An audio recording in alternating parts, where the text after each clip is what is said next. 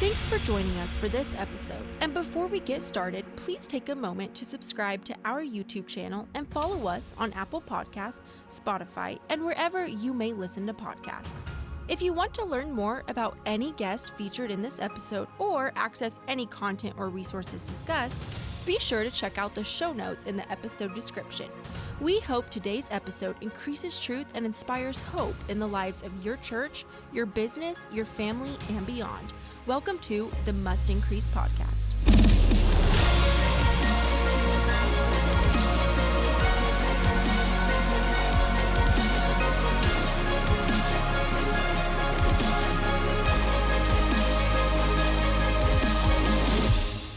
So we've been talking about the pros and cons of working with someone in-house, as far as hiring an in-house media guy, graphic designer, whatever, or outsourcing to a freelancer or an agency, freelancer like you, agency like mine, whatever.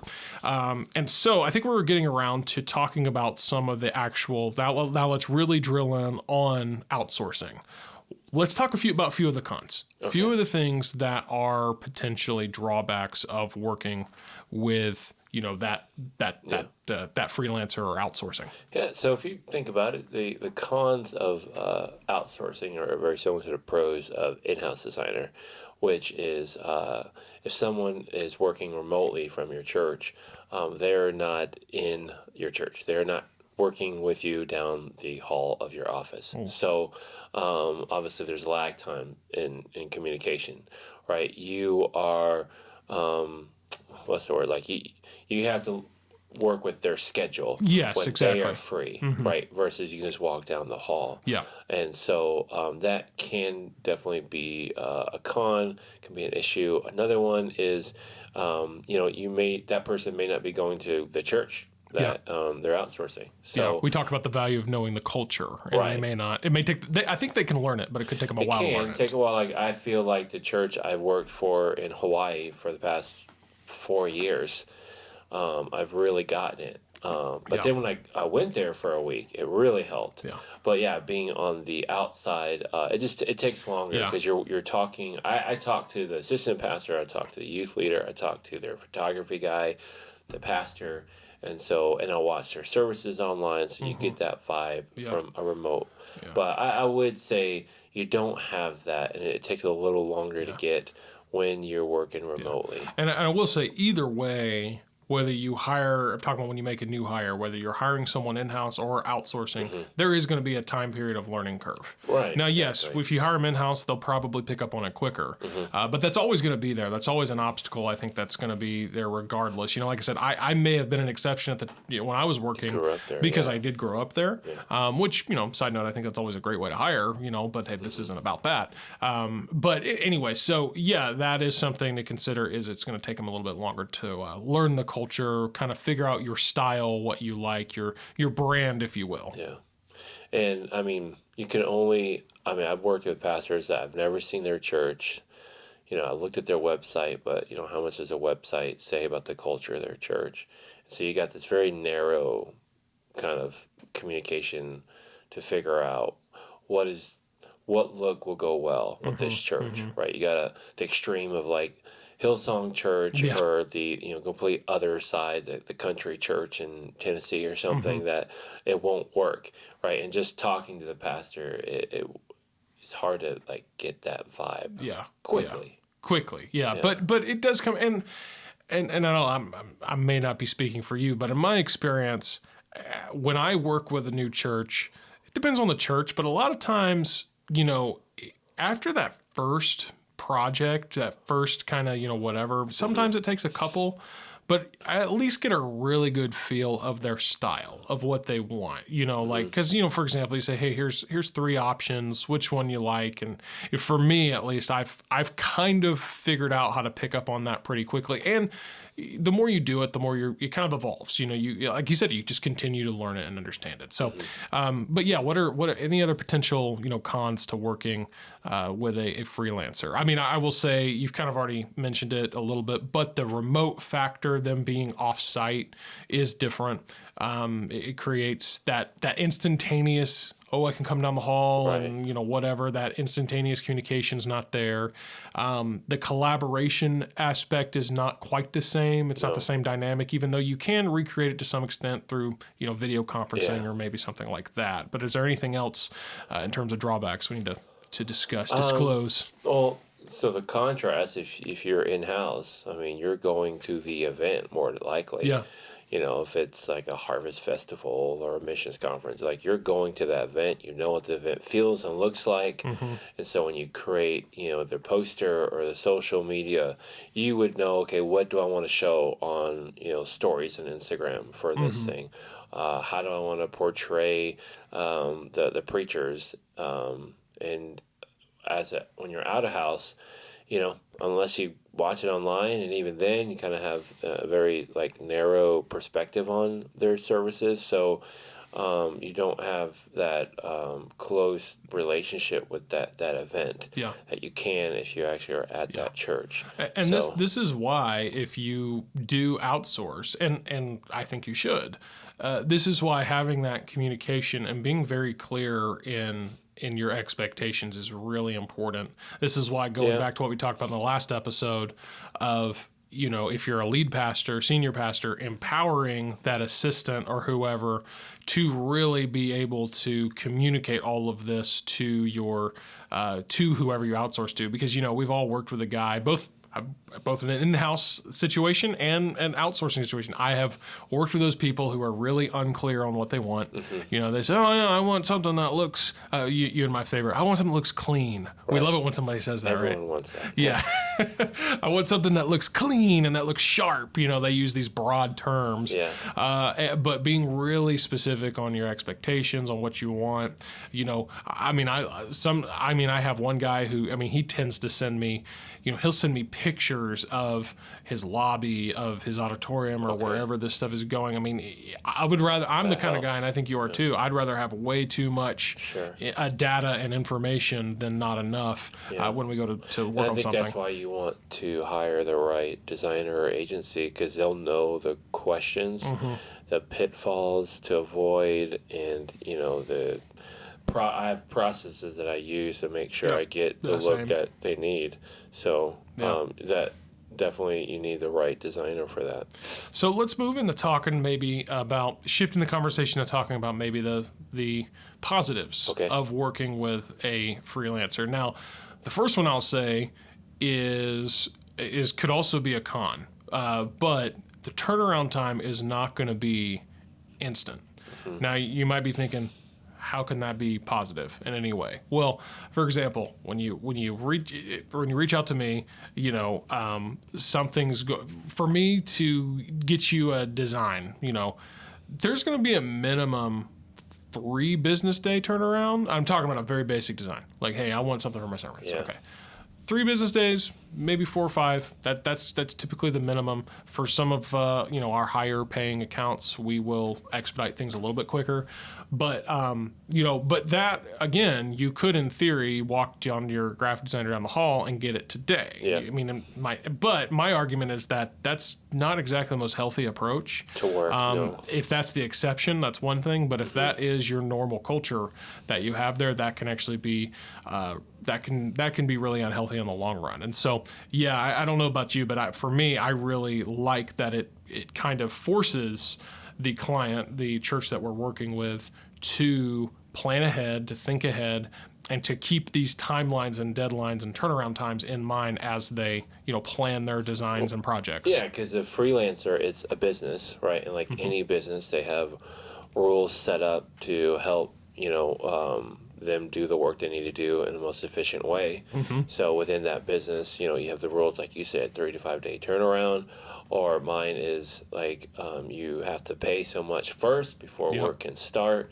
And so that buffer, like we've talked about before with the recording, it forces you, the pastor or whoever's in charge of that event, to plan ahead in your calendar, not allow the design to be literally the last thing you think of, because you just run into a lot of issues with printing and stuff. So you got to think ahead of time, especially you know that this person's not in your office. Like you said, that distance for some reason just helps that mindset to not do that. Yeah, and again, this is kind of trickling out into other areas, but I even think overall, I've become a big fan, even again before it was cool to work remotely. I'm a big fan of, even if you do have someone who's in house, give them, it may not be an everyday thing, but giving them the 2-3 days a week where they can work remotely, work from home or whatever, it helps to instill some of this. It forces you to plan ahead, to be more strategic, to be, for example, as much as sometimes this can be something that you enjoy, in my experience, for the most part, it can be do more harm than good. It really prevents that. Oh, I'm just going to come down to the hall and I'm gonna spend an hour in your office that you didn't have planned. Whereas, we're going to get on a call, we're going to get on a Zoom meeting, and we're going to schedule this out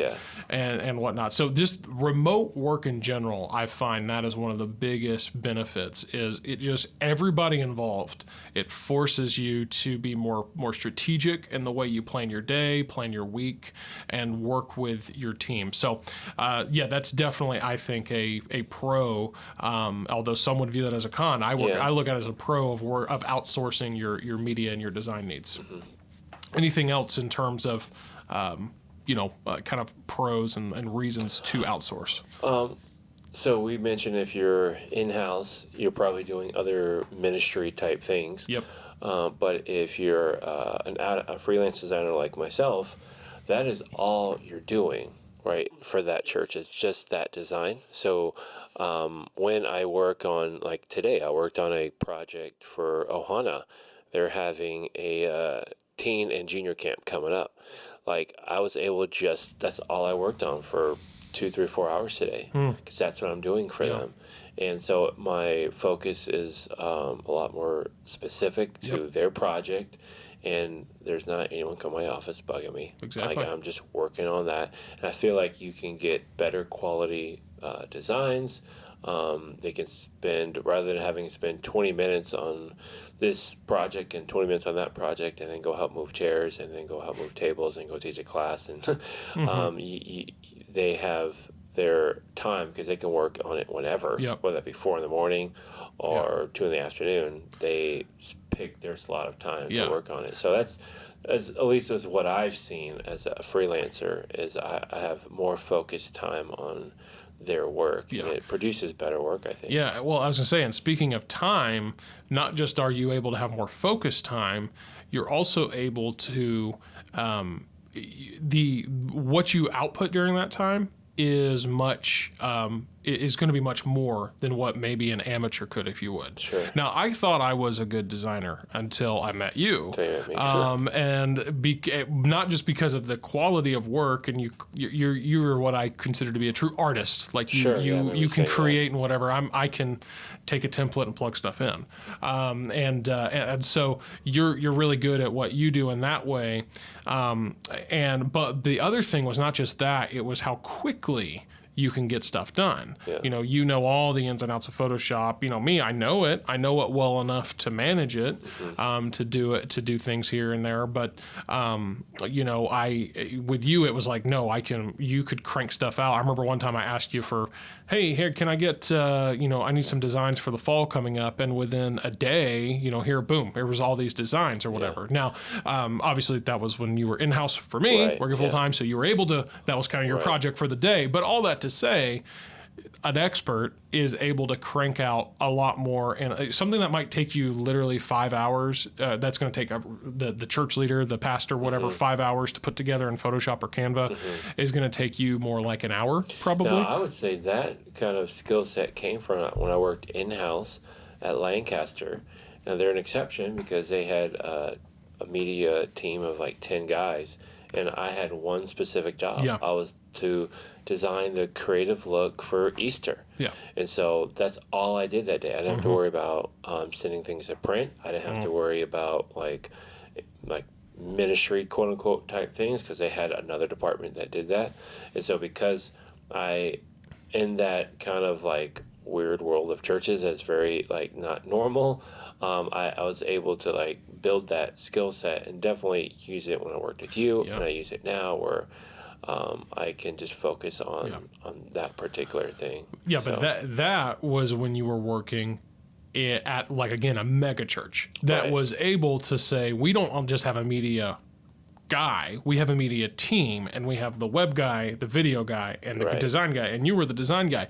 And so bringing that back to what we're talking about with outsourcing, I would say that's the advantage of outsourcing is you do, even though they're not working there in your, Sure. at your church on property again, they are an expert, and that's all they're doing. Like someone like you in particular, all you do is design. You don't do much outside of that. Yeah. I do a little bit more. I do some design and video and whatever, and I try to be a little bit more all but inclusive. versus like an in-house youth leader. Yeah, slash exactly. worship leader, so. You're not just saying, hey, can you can you design this? Oh, and also you have youth group tonight. Right. You're able to when you outsource to someone, whether it's us or somebody else, you do have that focus. You know that when they work on it, they're going to be focused. They're going to be getting it done. So, and then I think another big thing with that in mind of something that's definitely a benefit of outsourcing is the cost. I mean, there's almost no scenario where it's more affordable to hire in-house. I mean, just the fact that you don't have to pay health benefits and all of these different things that come along with hiring an employee, that is huge. And I mean, it's so much cheaper now. Yeah, by the hour it may be more expensive. Right, like if yeah. whatever my hourly rate is, okay, that's probably going to be more than hiring someone full time, but you're only paying them for set amount of hours in most cases, and you'd only need them for really a few hours a week. I mean, your biggest might be putting you on the spot here a little bit, but your biggest account that you work with, any estimate on how many hours a week you're having, or hours a week or hours a month you're having to billing them for? Hours a week I bill them. Yeah, like I said, I might be putting you on the spot. Yeah, So if you don't know off the top of your head. I do monthly retainers. Yeah, So if I same here. looked at like hours worked for them, I mean, in a month it'd be like 6 or 7. Yeah. And that's not to say, now let me stop for all those skeptics out there, those cynical people that are like, well, I'm not paying you that much for only 7 hours of work. But again, it's about the output that you get for those 7 hours. Those same 7 hours left to, if you will, an amateur, someone that you hired in-house, like I said, the assistant who just works in Canva, or you bought them an Adobe Photoshop subscription and thought you gave them a big gift, and they're going to work on this, whatever. In that same 7 hours, they're probably going to crank out 10% of what you can do in 7 hours. What I heard actually today on Instagram, what you're paying for that designer is the hundreds and hundreds of projects and designs they've done in the past. Yep, The exactly. education they have, and you're paying for their tools they use. So the expensive MacBook, the Photoshop, Adobe Suite they pay for monthly, the stock photo site they pay for. Yep. You have all those at your fingertips essentially that you pay, and the immediate might seem like a lot, but I think, like you said, if you look at a salary of an in-house designer with medical, with office equipment, with lighting, AC, all that stuff, and you're looking at just the hourly rate, like of course you're going to be paying hourly rate, it's going to be less with an in-house versus out-house, but you're paying for all their, I've had all of my 35, I've had 17 years of graphic design experience and all the tools. And so, you're paying X amount per hour, but that's what you're paying for. Yeah, exactly. So. Exactly. Yeah, that's something, a huge, I think, shift in your mindset over. And I would say, again, this trickles out into everything is, and I think most people are finally, and this is another advantage of working remotely, escaping this mindset of you're paying for hours. I know that might be how people bill, by the hour, because that just does help to quantify your billing. Right. But that's not what you're paying for. You're paying for the result, whether they're a graphic designer, a videographer, or even if they're just, again, like a youth pastor, like you're not really paying them for their hours. In that case, you're paying for them to impact the lives of your young people at your church. And so that's something that you got to realize. And you and I have slightly different, I think, business models, if you want, how we do our pricing. But for me, I never charge by the hour. I've never done it. I always just, it's flat rate month to month. Some I have some yearly options as well. People out there, and they're all about it because I talk about it all the time. But, I never charge. In fact, I had one guy ask me said, how many hours you spent on this? And I was like, no. And then he got insistent about it. I said, you can find someone else, because that doesn't, to me, that's an irrelevant aspect of the conversation. Well, you know how sometimes people would think if you told them 20 hours and they had some number in their head that it should have been, and if it's not, they're going to feel ripped off. Yeah. And sometimes you can communicate to, I think, good church leaders, like, this is why I've only spent 5 hours on it, and you got what you got. Yeah. And you like it because, we put all the work in questions, and I did a lot of preliminary work before I even start the work to know exactly what they want. So when I actually, do the design work, it's not labor intensive. It's almost easy, right? So because I've done this for 15 years, 17 years. So. Exactly. So, and the other thing you got to think about is when you design something, in most cases, something that's particularly digital. So you design a graphic for a sermon series, okay? Or take it to the next level, something like maybe what I would do, I would produce a video to be used, for a sermon series or for Easter or for something like that.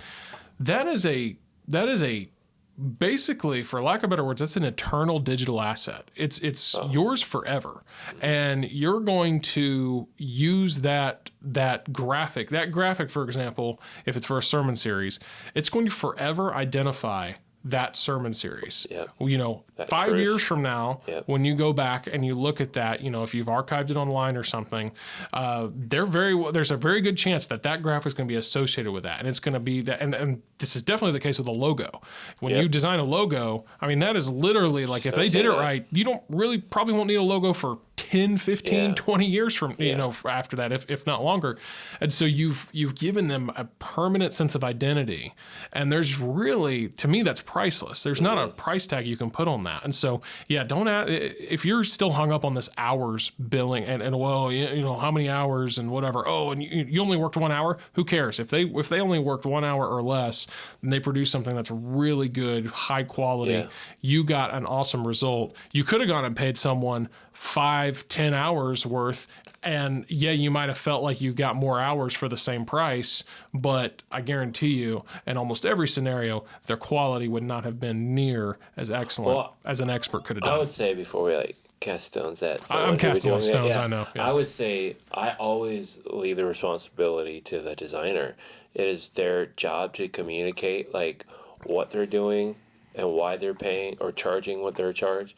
And if they've been doing it for a while, then they know that and they can articulate that in a way that they understand. So that's why, when I give an invoice, I put on their hours. If I communicate to them, the only reason I put on their hours is so that, like you said, there's a quantitative number that you can understand why I'm paying for it. Even if I actually clocked the hours I did and it was less than that, we're paying for a final project, and all the conversation, emailing, all that goes into it. So I would lean that the designer needs to communicate, right? The outside designer needs to communicate to the leader of why you're paying this. Not just say, well, get over it because it's design. Exactly. Kind of yes. Thank you, Matt. You always bring me back down to reality here.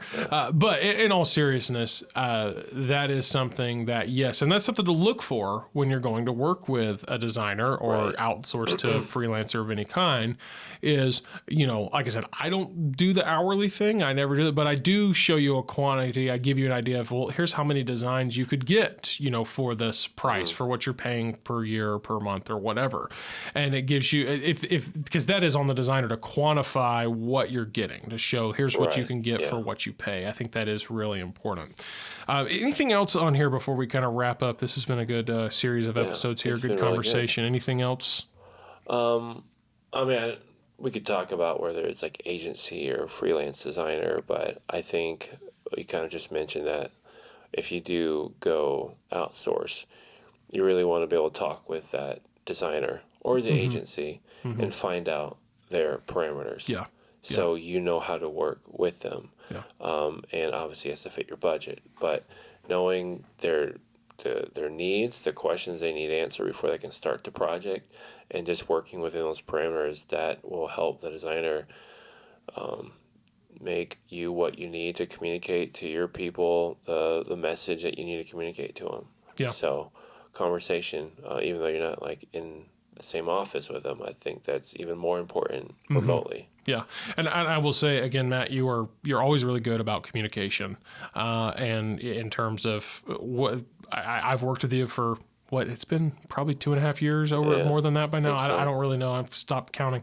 But that's actually something I learned from you, is the value of communication with whoever you're working for, is just, being consistently communicating with them. That, again, I've kind of adopted a little bit. I got it kind of from you. Like, I am more of a fan of, if we really need to talk through something, let's get on a call. Let's talk through it. Let's not just try to hash it out over email. Sometimes that's sufficient, but there are times where it's like, no, let's really talk about it. So I think that's something, it doesn't matter what side, if it's the agency / freelancer or the client, communication is key. Well, I've heard a line that said to be unclear is to be unkind. Yeah. Yeah. And so obviously to be clear, you got to communicate well. Yeah. So I've always, I love that line. I think it really helps me when I deal with clients. Yeah. We are so glad you joined us for this episode. And don't forget to subscribe to our YouTube channel and follow us on Apple Podcast, Spotify, and wherever you may listen to podcasts. Also, we'd really appreciate it if you could leave us a 5-star review and share this podcast with your friends. You can connect with us online at mustincrease.com, and if you'd like a topic or question to be featured on a future episode, send us a text to 615-900-4461. Thanks again for joining us for this episode, and we look forward to seeing you next time as we continue to increase truth and inspire hope in the lives of others right here on the Must Increase podcast.